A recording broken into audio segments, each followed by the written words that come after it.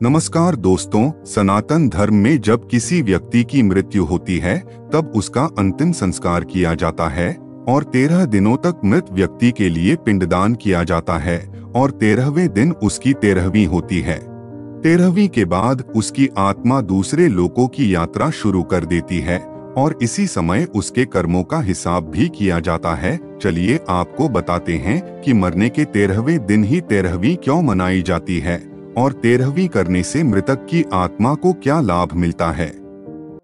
गरुड़ पुराण के मुताबिक जब किसी व्यक्ति के प्राण निकल जाते हैं तो यमदूत उसकी आत्मा को अपने साथ यमलोक ले जाते हैं और वहां उसे वो सब दिखाते हैं जो उसने अपने जीवन में किया होता है। इस दौरान करीब 24 घंटे तक आत्मा यमलोक में ही रहती है। इसके बाद यमदूत उसे उसके परिजनों के बीच में छोड़ जाते हैं और मरने के बाद बिना शरीर के उसकी आत्मा में इतनी ताकत नहीं होती कि वो स्वयं मृत्यु लोक से यमलोक तक की यात्रा तय कर सकें।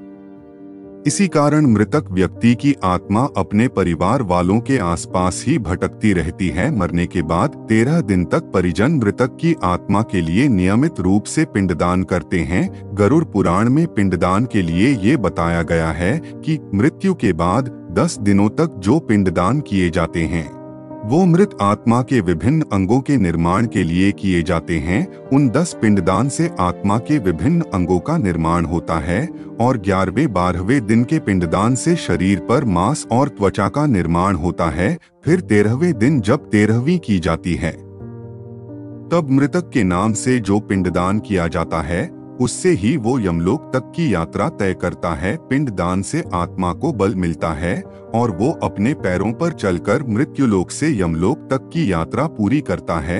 आत्मा को मृत्युलोक से यमलोक पहुंचने में 1 साल का समय लगता है। माना जाता है कि परिजनों द्वारा 13 दिनों में जो पिंडदान किया जाता है वो 1 वर्ष तक मृत आत्मा को भोजन के रूप में प्राप्त होता है, जिससे उसकी आत्मा को ताकत मिलती है और साथ ही 13वीं के दिन 13 ब्राह्मणों को भोजन कराने से आत्मा को प्रेत योनि से मुक्ति मिलती है।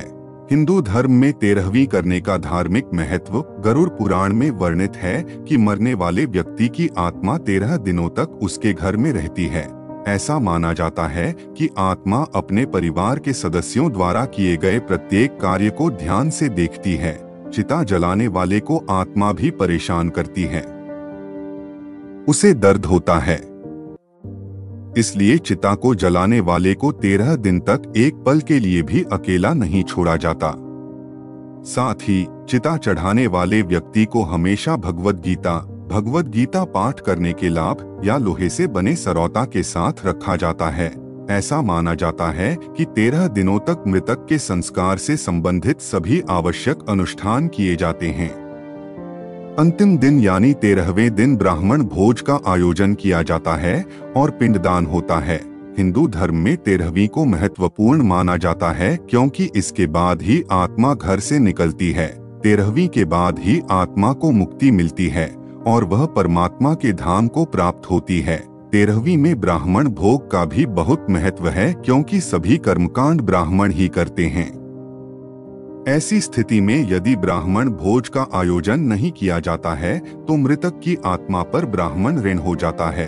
गरुड़ पुराण के अनुसार इससे मृतक की आत्मा को मोक्ष नहीं मिलता और उसे कष्ट भोगने पड़ते हैं।